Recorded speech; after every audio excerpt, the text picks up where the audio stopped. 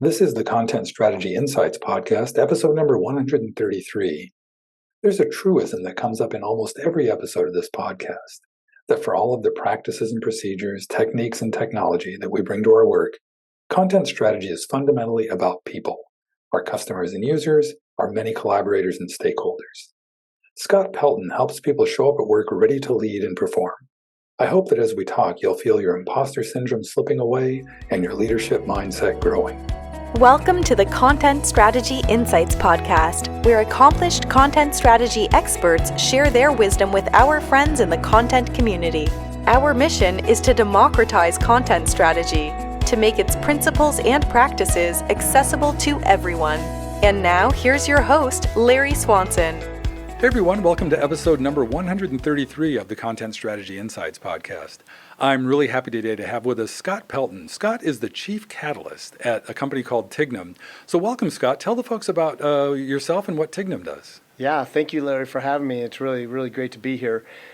Basically, TIGNUM, when you think about it, is our specialty is sustainable human performance. So we help executives and leaders and teams, anyone who's trying to deliver a bold project, show up at their best. Basically, make the biggest impact possible consistently, day in and day out, at work, and of course also at home. That means anything that impacts the brain and the body, anything that helps you perform at your best, from your mindset to the way that you recover, to the way you prepare, to the foods that you eat and the way that you move to make yourself more creative and enhance brain performance. Anything that has to do with the human and human performance, that's what we focus on. And that's perfect. This is why I wanted to have you on the show, because one thing that comes up in this podcast all the time is like, yeah, content, policies, procedures, practices, all these things, but it's mostly about people.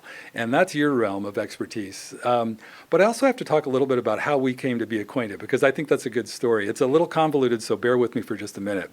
So two things have happened since the pandemic unfolded. I moved to Phoenix to ride out the pandemic with family, and part of that has entailed a lot of walking around the neighborhood. And I kept walking by this pickup truck that had a license plate that said TIGNUM, and I was like, what the heck does that even mean? Obviously, I know now. But also, the other activity I've done during the pandemic is spend all my time on Zoom talking to content colleagues around the world. One of whom was this kid named young man named Ife, who lived at the time in Lagos, Nigeria, and among his writing assignments was for TIGNUM. And I was like, whoa, that's too weird. It turns out that Ife now works for Booking.com, the competitor of the company I currently work for in Amsterdam, the city I'm moving to in the not too distant future. So there's a lot of great small world stories here, and people love small world stories, so more people stuff. But on the way over here, and part of this whole setup too is that we're now in Scott's office, just a few blocks from where we both live. And so I walked down here, and on the walk over, I listened to one of your podcasts. You interviewed one of your colleagues, Katie, and you were talking about the connection between accountability and ownership, and the difference between those. Can you talk a little bit about that? Sure. So much is driven by our mindset and the way we frame things.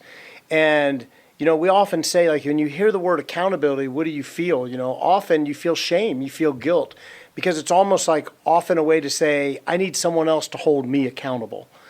On the flip side of that, when I think about being an owner, it's like the difference between how you treat a rental car and how you treat a car that you own. When I think about being an owner, it's something that I'm passionate about. It's something that I take care of. It's something that I do because I want to, not because I have to or I'm held to. And so when we take an ownership mindset, we completely approach things differently. And in our sense, it's owning the impact that I make. So even if you're a content person, you're doing it for a reason, for a purpose. It's not just about delivering on a deadline.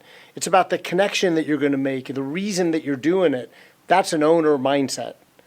Right. And that gets, I think, one of the common professed concerns among many content people is this notion of imposter syndrome. And that somehow seems related to this concept of ownership versus accountability.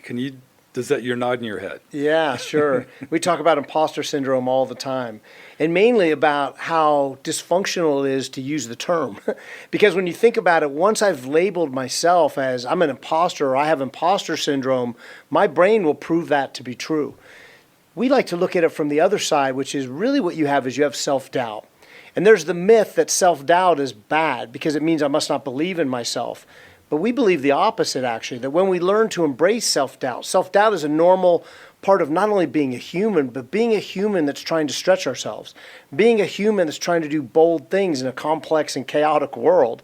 How could I not have self-doubt? In fact, I would almost argue that if you didn't have self-doubt, something's not right. You might need actually some psychological help.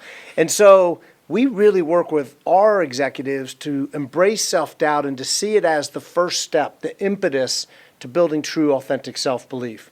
Now, true, authentic self-belief isn't that I know I'll succeed, but it's that I know I can figure this out. And the way we do that is a process, actually, that we've built, a self-belief planner. And one of the ways we do that is we start to reflect and track big projects that I've done, other times that I've encountered self-doubt and overcome it. What did I do? What was the outcome? Was it really as bad as my brain made it? Because often if we can deal with the worst outcome, we can deal with anything, right? What did I learn from these bold projects that I did? And how does that make me better and more prepared to maybe solve this next problem? And the more that I do those things, the more I can actually go back and even read my own history and say, okay, when I say I believe in myself, I can prove it. So therefore, self-doubt is okay. Because one of the myths, unfortunately, is that the better I get, the less self-doubt I'll have. But that's not true. Actually, the better I get, the more self-doubt I'll have, because I'm going to take on bigger and bolder projects. There's going to be more kind of onus of like what happens if I don't deliver, because the risk is going to be higher. I'm going to be surrounded by other really high-performing, smart people who are going to challenge what I think I know. So guess what? Unfortunately, if you want to be out in the real world and do big things, you better learn how to embrace self-doubt. That's a fantastic reframing, I got to say, because so if you feel the slightest twinge of imposter syndrome, you just go, oh, that's just some self-doubt. I know how to deal with that, and I'm prepared because I know the more successful I become, I'll be dealing with it more. I love that. So that's, I guess, now the way I just made an inference from what you're saying about that, like that's what's going on, that you can take, that you need some self-awareness to take that kind of insight and go like, oh, it's just self-doubt. I can deal with that. Do you have other tricks in your trade? Yeah. So I don't like to think of them as tricks because they're really proven strategies and techniques. But you think even our body language, right? The second that I doubt myself, what happens to my body language? My shoulders might round. I don't make the same eye contact. I lose my smile. I'm telling my brain, my body is telling my brain, uh-oh, I'm in trouble.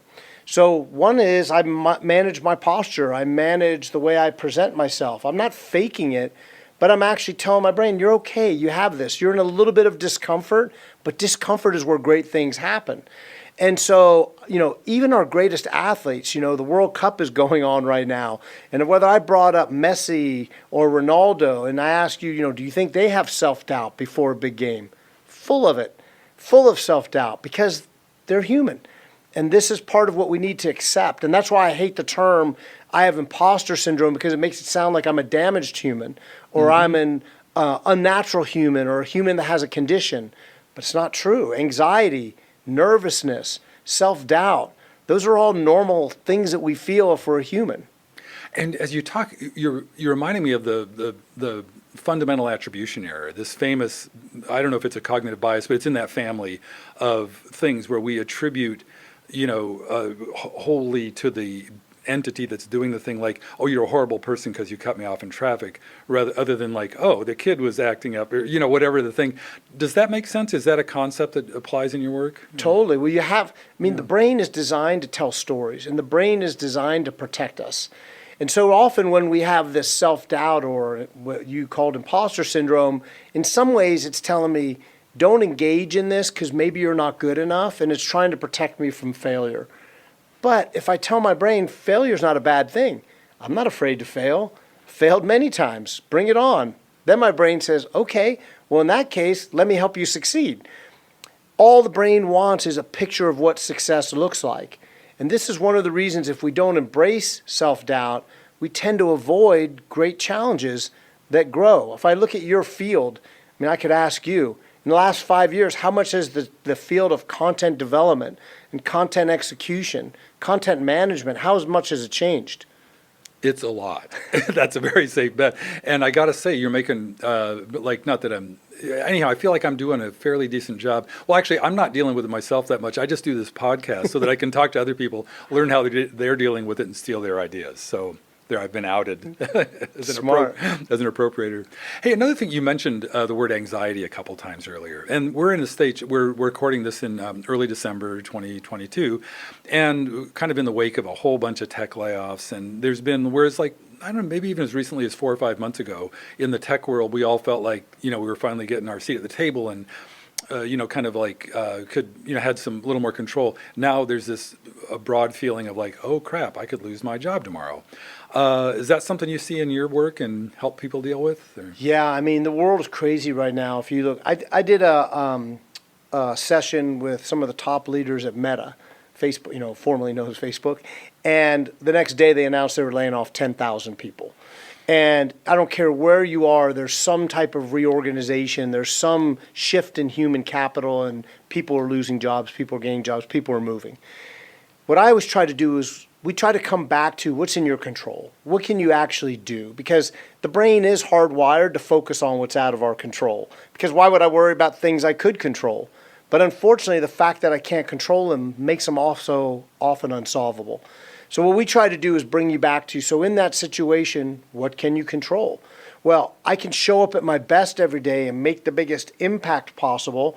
I can build my talent pool so that I have more talent to deal with different types of jobs. The bigger impact I make, the less likely I am to be the one laid off, although it's not, it's still possible. But in the end, I have to focus back on what I can control. Now, that sounds a little bit like, of course, Scott, that makes total sense. That's simple. But what do I do with this anxiety I'm feeling? Well, I also have to have some mechanisms to deal with that, right? So one of those, similar to self-doubt, is recognizing where do I feel anxiety in my body, and then trying to stop it as quick as I can. So if I allow it to grow, it's like a snowball that becomes a snowman. It just keeps rolling downhill. So one of the things is, second I recognize, I try to show my brain there's a different option. So one option is to allow this to grow, take my breath away, make my chest tight, make my shoulders heavy, or I can add an intervention and take a different path. And what is that different path? So my intervention could be something as simple as a calming breathing technique. Some people like to meditate. I like to get out and do some movement. Going for a walk, it's amazing how it not only physically releases a lot of that anxious energy, but it opens my brain, my peripheral vision. I'm out in nature and suddenly I think different. Now I'm not thinking about what's causing my anxiety. I'm thinking about the opportunities that this situation that also caused anxiety is also going to create. And that's one of the cool things is how many of us thought it was the end of the world when we lost one job only to find out the next job, oh my gosh, so much better. I've learned so much more. I've never met a person that's gone through a divorce that isn't happier in their second marriage. It's funny, but I learned so much from my first marriage, but at the time, I was pretty anxious about getting a divorce. What's this world going to look like? What's the unknown? So often what I try to do when there's this huge anxiety, it's a fear of the unknown. What do I know? What can I control? So I'm going to wake up, I'm going to start my day strong. I'm going to make a list of the things I need to learn today. I'm going to do the things that I can impact in the best way that I possibly can. It's amazing how many people get anxiety and then they stop doing a good job on the things they're doing, which is only going to create more anxiety because I'm lowering my value to someone else, which is what I'm anxious about. Mm-hmm. One of the things I've heard you talk about is like self-awareness around that kind of stuff. Like, how do you know? Like, everything you said makes sense, but like when you're caught up in that the throngs of anxiety or whatever's going on, do you have like cues or techniques or just little things you can do to remind yourself to kind of pull back and remind yourself of the successes and the positive things? Yeah, I think in many ways it's developing a reflection practice. You use the word practice, and I like that a lot. When we get busy, one of the first things that we lose is free time. And we lose time that we can just reflect. I know you walked over here to do this, and you mentioned you listened to a thoughtcast. So I can imagine I wasn't in your brain. There's a lot of thoughts just popping in your head just on that walk. So it's amazing how movement opens up the brain. And so that changes everything, right? Because I changed my environment. I changed everything. I like using movement as my reflection time. So when I go for a walk between meetings or between something, or in my transition from home to work or work to home, I like creating a reflection exercise. What did I do well? What did I learn today? What kind of challenges did I face? What questions do I need to answer tomorrow? I mean, that reflection, what am I feeling? What's my gut telling me? Is this right or is this wrong? How could I look at this differently?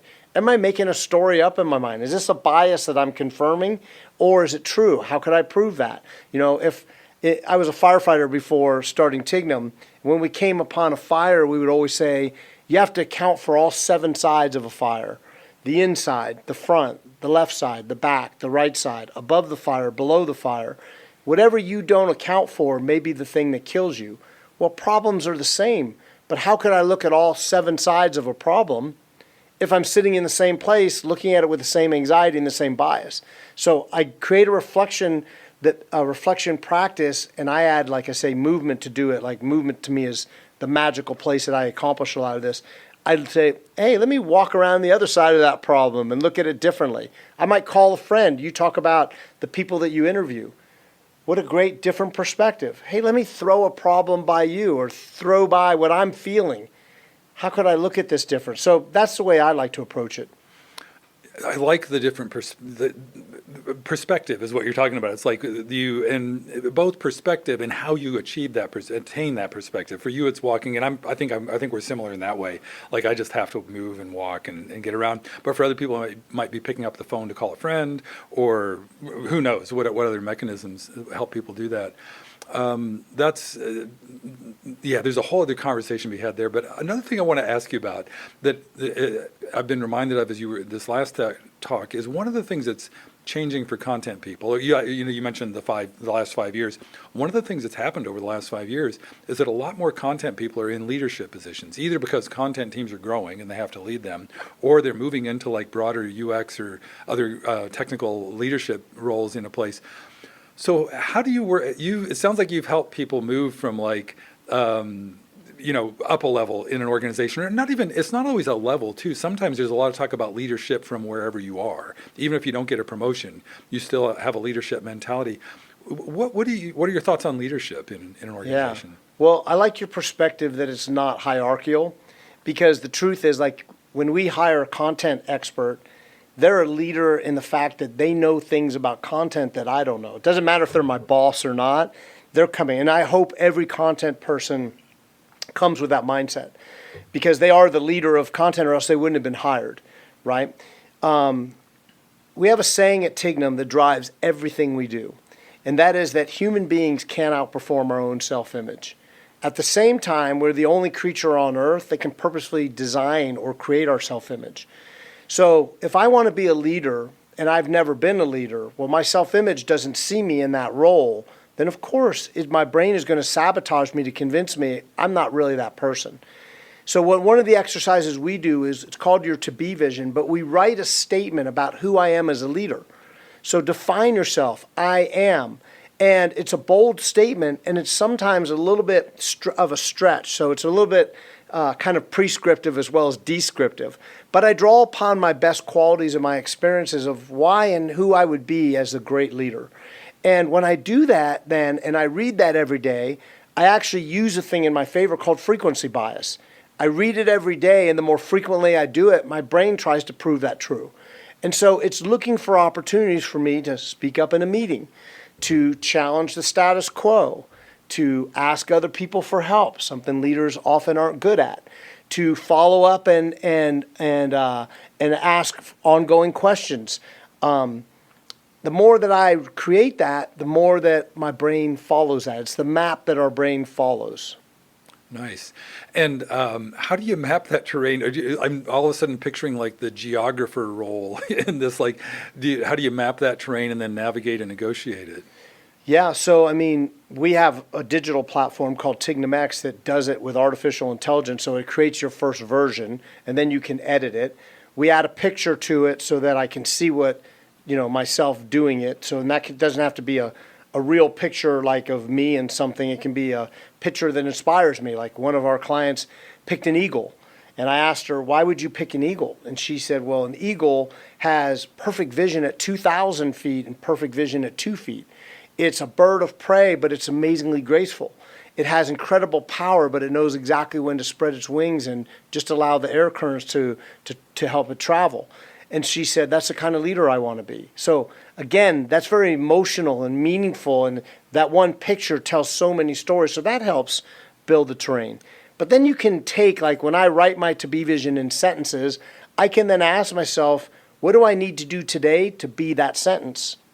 I can score it on a scale of 1 to 10. How did I show up today when I reflect?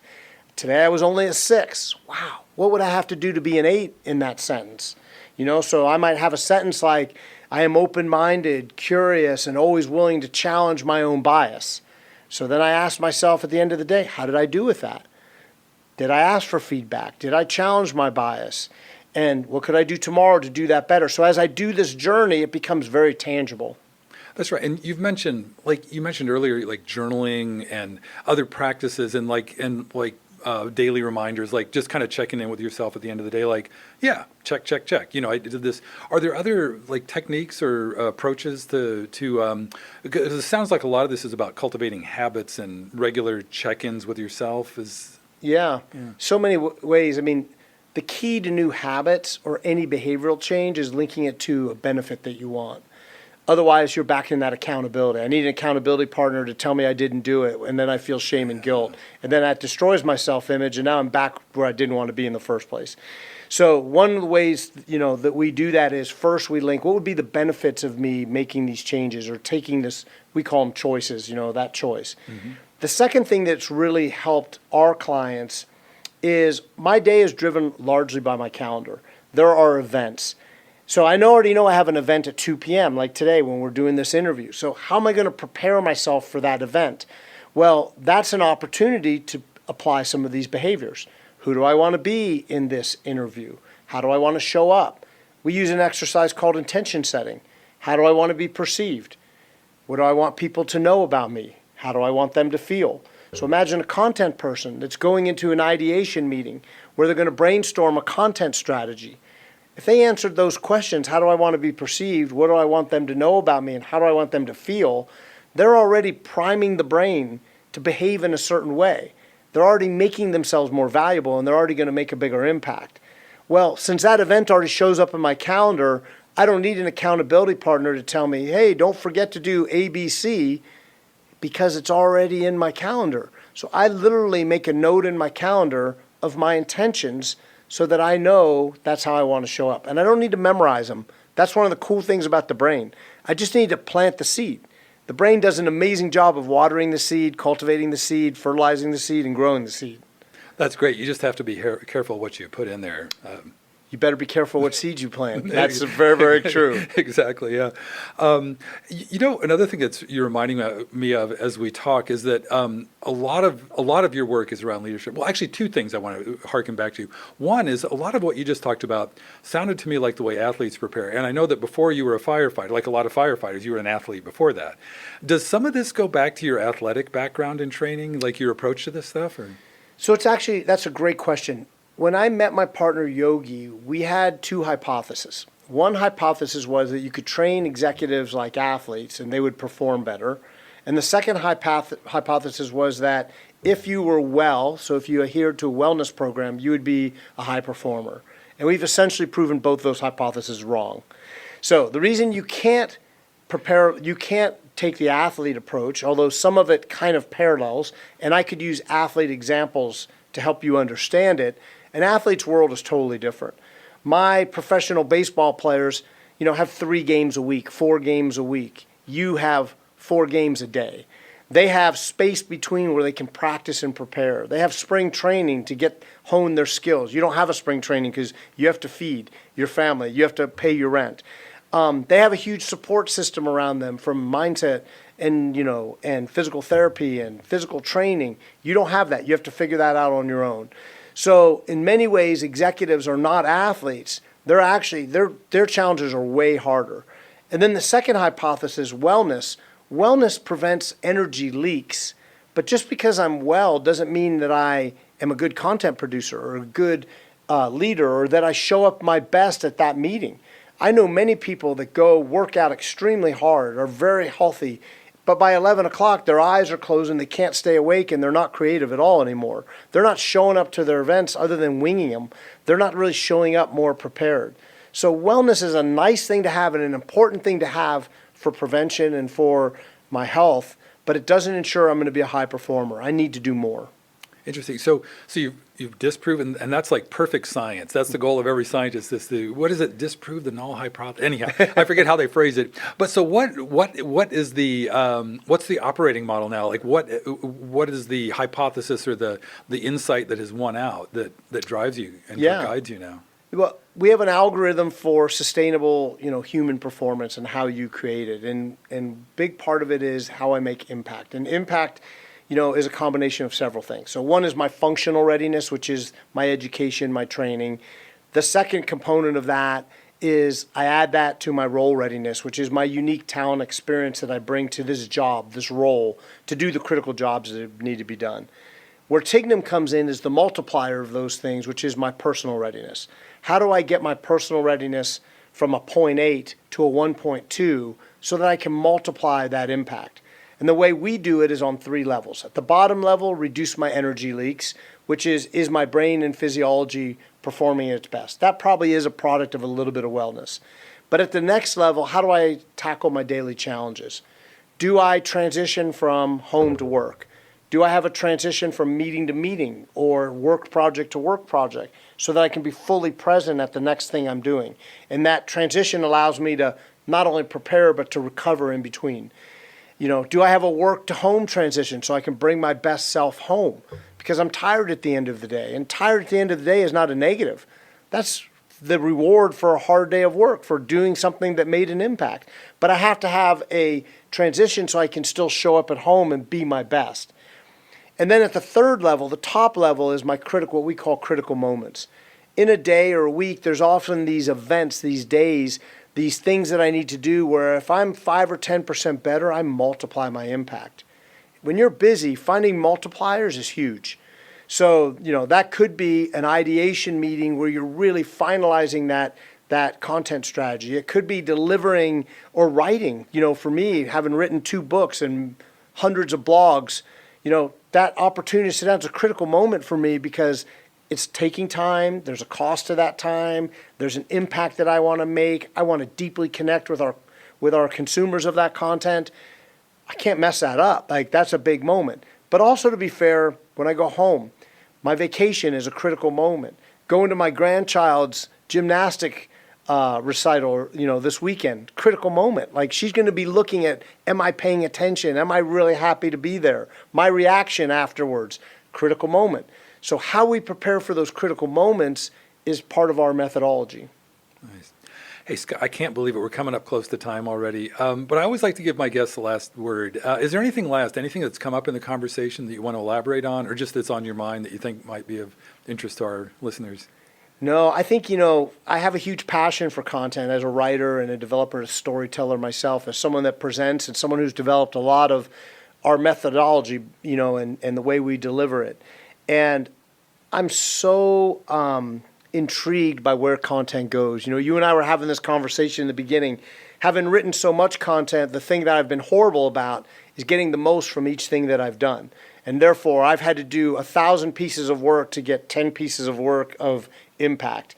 And I can't wait to see how your audience, your people, can even help us. We have a new content manager that we love. How when they show up at their best, that they can actually help people like me, who's an expert in one thing, actually make a bigger impact with my content. And at the root of everything, like you said, it's about humans. That's why you're doing what you're doing, and content people are doing what they're doing. Yep. And we're here for you. And I know I can't wait to meet your new content person. But there's thousands of other folks like her out there. Yeah, would love to help you with that and cheer you along in your mission to do that better. Hey, one very last thing, Scott. What's the best way for folks to stay in touch, to follow TIGNUM and you? And yeah, well, you mentioned our podcast, so that's TIGNUM Thoughts. You can find that on Spotify. You can find that on Apple Podcasts. You could go to our website, tignum.com, TIGNUM.com. You can find me there. You can find all of us, if you're interested, contact us there. There's a contact button. That's probably the easiest way. We publish our TIGNUM Thoughts, which is our blog, also on our website. So you can find it there. That's the easiest way. And yeah, we'd love to get new followers. Perfect. Well, thanks so much, Scott. Really enjoyed the conversation. Thank you. Thank you for listening. If you can think of a friend who might enjoy this episode, please share it with them. And please join us again for our next content strategy interview.